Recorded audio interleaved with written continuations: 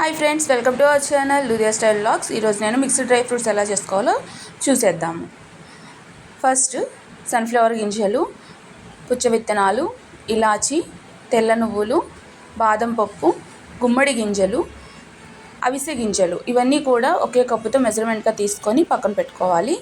తర్వాత stove on చేసి pan పెట్టి హీట్ ఎక్కిన తర్వాత దాంట్లో 1 టేబుల్ స్పూన్ నెయ్యి వేసి 1 బై 1 చూపించినట్లుగా రోస్ట్ చేసుకోవాలి. మంచిగా రోస్ట్ అయిన తర్వాత ప్లేట్లోకి తీసి పెట్టుకోవాలి. ఫస్ట్ నేను బాదం వేసి వేపుతున్నాను. ఇట్లా రోస్ట్ అయిన తర్వాత పక్కకి తీసి పెట్టుకోవాలి ప్లేట్లోకి. తర్వాత అదే ప్యాన్లో ఇంకొంచెం నెయ్యి వేసి గుమ్మడి గింజలు వేసి వేపుకోవాలి.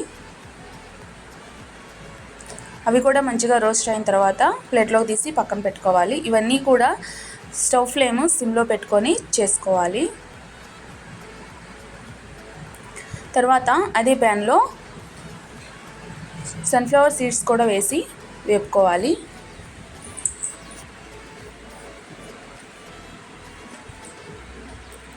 మంచిగా రోస్ట్ అయిన తర్వాత పుచ్చగింజలు కూడా అలాగే వేపుకోవాలి.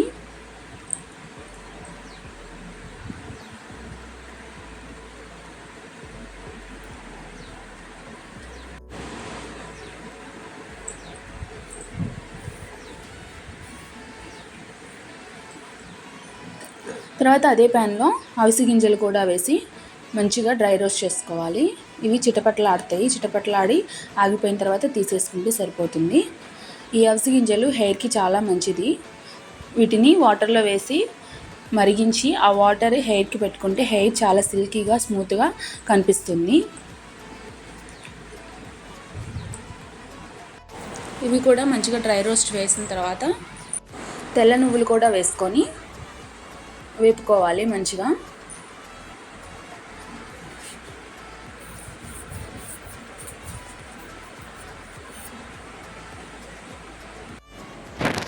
తెల్ల నువ్వులు కూడా మంచిగా డ్రై రోస్ట్ చేసి ప్లేట్లోకి తీసుకొని పక్కన పెట్టుకోవాలి. ఒకసారి మొత్తం వేపుకున్న ఈ డ్రై ఫ్రూట్స్ అన్నీ కూడా కలిపేసేసి ఆరబెట్టుకోవాలి. ఈలోపు అవి ఆరేలోపు బెల్లం తీసుకొని ముక్కలు చేసి పక్కన పెట్టుకోవాలి. ఇట్లా కవర్లో పెట్టి ముక్కలు చేయటం వల్ల బెల్లము అటు ఇటు చిందకుండా ఉంటుంది. ఇలా పౌడర్ చేసిన బెల్లాన్ని పక్కన పెట్టుకోవాలి. తర్వాత ఆరిపోయిన ఈ డ్రై ఫ్రూట్ మిక్స్ని మిక్సీ జార్లోకి కొంచెం కొంచెంగా వేసుకుంటూ పౌడర్ చేసుకోవాలి.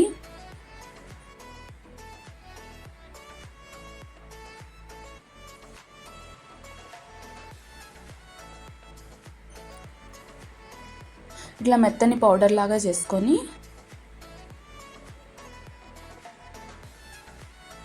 ఒక ప్లేట్ తీసుకొని ఆ ప్లేట్లో వేసుకోవాలి. Second time dry fruits mix చేసేటప్పుడు వాటితో పాటు కొంచెం బెల్లం కూడా వేసి మిక్స్ చేసుకోవాలి.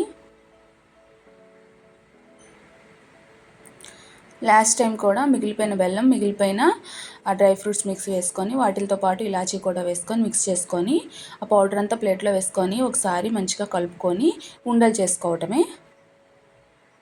ఇలా ఉండలు చేసేటప్పుడు ఉండ కట్టడం రాకపోతే కొంచెం నెయ్యి రాసుకొని చేసుకోవచ్చు.